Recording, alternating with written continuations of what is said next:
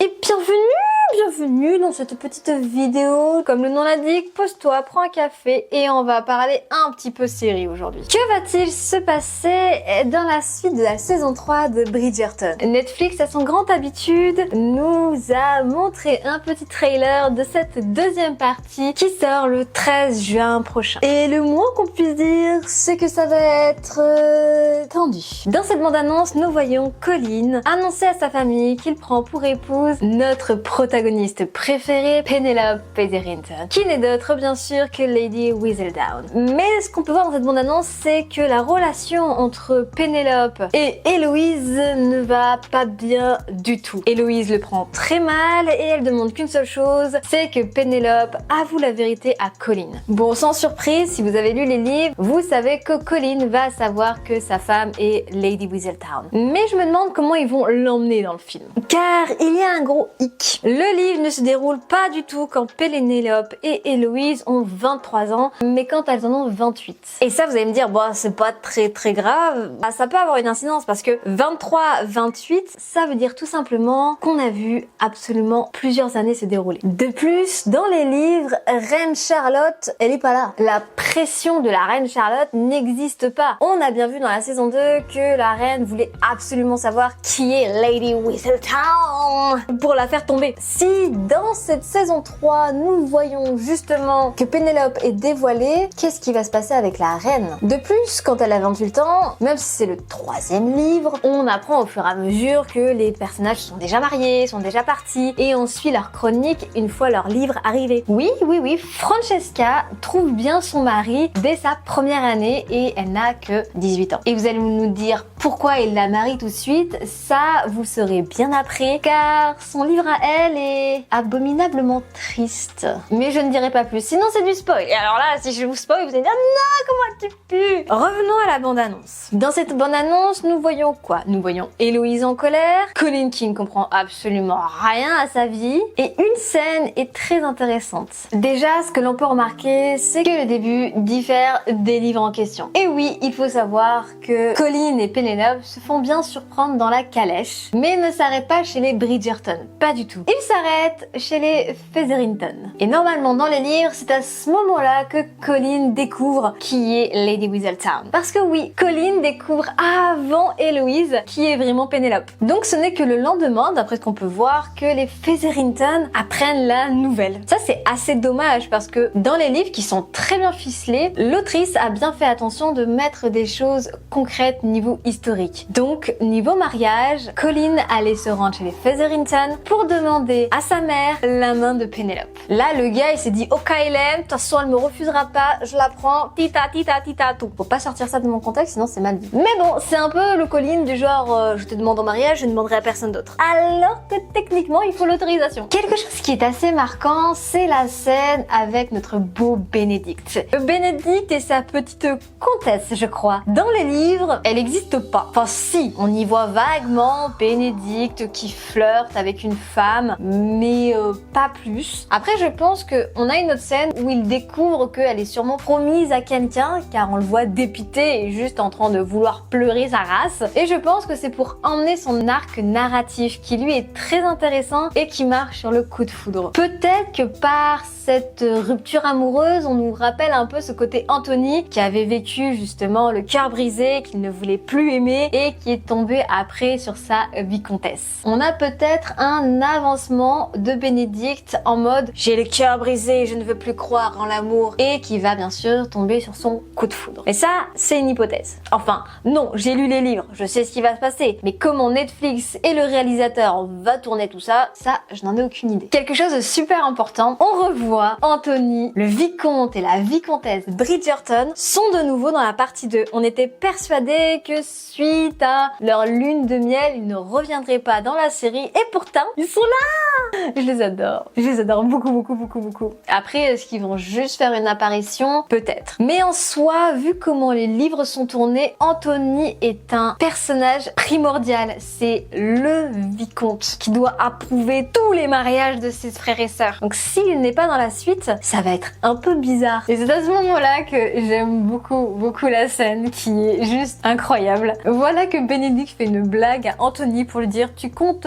prendre ton frère en duel? Parce qu'on a un petit sous-entendu très sensuel, comme quoi Colin aurait compris rapidement ses sentiments envers Pénélope. C'est un énorme clin d'œil à la saison 1 avec justement le fameux duel qu'il a eu avec le duc de Hastings pour l'honneur de Daphné. C'est sûr qu'il va peut-être pas provoquer son frère en duel pour l'honneur de Pénélope qu'il va déjà épouser. Mais ça reste tellement drôle les conflits de frères et sœurs. Ce qui est assez rigolo, c'est que dans les livres, normalement c'est un peu plus long. Alors oui, c'est toujours aussi rapide, Colin vraiment bouleversé par le changement de Pénélope. Et dans le film, c'est très bien retranscrit avec justement, comme on a pu le voir, des tenues qui la mettent en valeur, des coiffures et du maquillage aussi qui lui font plus femme. Dans la saison 1 et 2, les costumiers et costumières ont fait très attention de cacher toutes ces formes pour que justement on puisse avoir ce glow-up de la femme. Rappelons quand même son âge à cette femme qui est incroyable. J'aime cette femme, j'aime cette actrice, mais ça c'est un autre débat. Mais dans les livres, c'est un peu plus subtil. On va dire que Pénélope prend de plus en plus d'assurance dans la société, a de plus en plus de répartie, et Colin commence au fur et à mesure tomber amoureux d'elle par ses petites réparties, ses petites prises de pouvoir, ses petits je suis là et j'en impose. Plus ça va dans la lecture, plus Colin adore cette nouvelle Pénélope sûre d'elle, confiante. Dans les films, bon, même si on a ce côté glow-up, c'est très rapide. Vraiment, on passe du coq à l'âne de ah Pénélope mon amie, ah tu ne m'aimes pas, mais moi je t'aime bien, mais je t'embrasse et je rêve de toi tous les nuits. Vraiment, ça va très vite. C'est dur de retranscrire le temps qui passe dans un film. Là, c'est vraiment, il arrive le premier jour de la saison, 3-4 balles, soit à peu près une semaine, 2 semaines, et hop, pouf, je t'épouse. C'est vrai que dans les livres, il y a un avant-saison. C'est pas juste la saison londonienne. On peut voir aussi ce qui se passe un petit peu avant,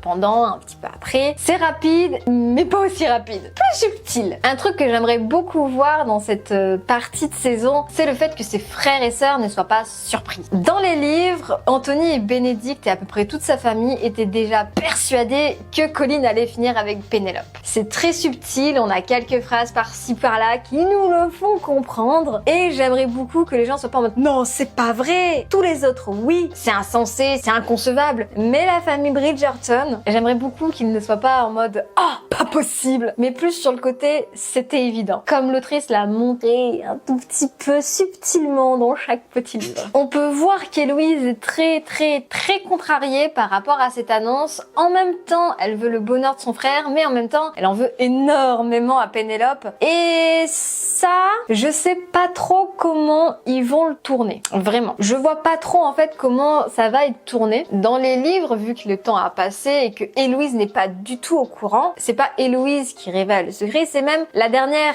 à être au courant du secret. Donc, je pense personnellement que il va y avoir une bifurcation de Colin qui va comprendre, qui va la protéger, mais quelqu'un qui va peut-être s'en apercevoir et faire chanter Pénélope. En soi, s'ils prennent le livre, c'est ce qui se passe. Pénélope est victime de chantage. Donc, pour protéger son secret, on le réveille. Mais là où il y a un gros hic et que je me pose des questions, c'est au niveau de la reine Charlotte. Comme je vous l'ai dit, elle n'existe pas dans les livres. Dans les livres, la reine Charlotte n'est pas là. On parle de la reine, on parle du royaume, mais pas de la reine Charlotte. Et comme on a pu voir dans la saison 1 et 2, elle est très remontée contre Lady Whistledown. Donc, comment elle va le prendre? Est-ce que ils vont nous faire passer ça en mode ha ha ha, tu nous as bien eu? Ou est-ce que les Bridgerton vont réussir à faire une pirouette cacahuète avec la reine comme ils ont pu faire avec la saison 1 et 2? Je sais pas. Vraiment, je me pose beaucoup de questions sur cet aspect en fait de la reine Charlotte qui est pas contente du tout. Mais alors, pas du tout. Après, peut-être que Colin va le savoir, les Bridgerton vont savoir le secret, mais qu'on va révéler l'existence de Lady Whistledown beaucoup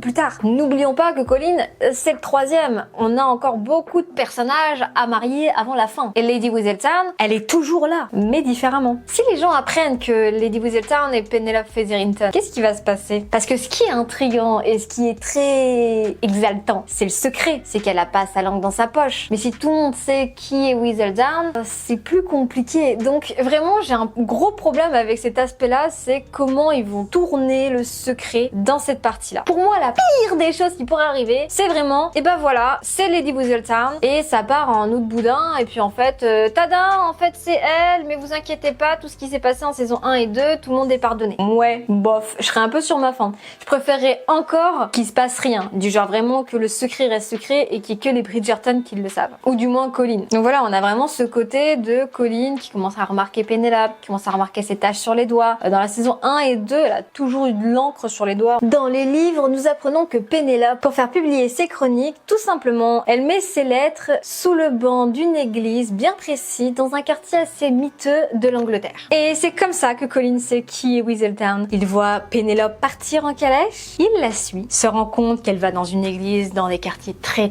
pauvres de Londres, et quand il rentre dans une église, il voit Penelope mettre une enveloppe juste à côté d'elle. Vient là un duel de c'est quoi, c'est qui, nanani, nanana, et il lit la lettre et il voit que c'est Whistledown. Quand je vois justement Penelope encapuchonnée dans cette calèche avec un Colin plutôt très énervé, c'est peut-être cette fameuse scène-là. Il l'a peut-être suivi jusqu'à son imprimeur, a compris son subterfuge et se met justement à péter une durite en mode à quoi je vous sers ou pas. Après ça, c'est que des théories. C'est des théories basées sur mes lectures, sur ce que je sais de Bridgerton et ce que j'aimerais réellement voir dans les Bridgerton. C'est peut-être pas du tout ça et je suis impatiente de savoir. Donc voilà, là on voit justement la fameuse scène où Bénédicte revoit sa comtesse, je crois, dans le bras d'un autre homme et avec le cœur brisé. Ah non. Oui, non, pourquoi? Alors ça, l'histoire de Bénédicte ne m'a jamais vraiment affectée déjà dans les livres. Est-ce que dans la saison prochaine, quand ça sera lui, ça sera différent? À voir. Alors quelque chose aussi qui m'intrigue, c'est la vicomtesse doyenne, donc du coup Violette Bridgerton, qui dragouille le frère de Lady Danbury. Alors oui, dans la saison 2, elle a un peu parlé à Lady Danbury en mode j'ai la fleur qui se réveille, enfin tout le tralala de pâquerettes et de floraison pour parler d'une chose, le Scrabble. Bah, ça m'émeut pas plus que ça, parce que dans les livres, je me reviens souvent aux livres, je suis désolée, je les ai lus tous 2 fois, voire pour certains 3. Et bah dans les livres, elle est très heureuse d'être célibataire dans le sens où elle a, vous vous rendez compte, elle a toute une progéniture à s'occuper, des filles à éduquer, des fils à envoyer à l'école. Ça reste une comtesse douanière, même si Anthony est le chef de famille, Violette Bridgerton, elle est pas là à se tourner les pouces, hein. Non,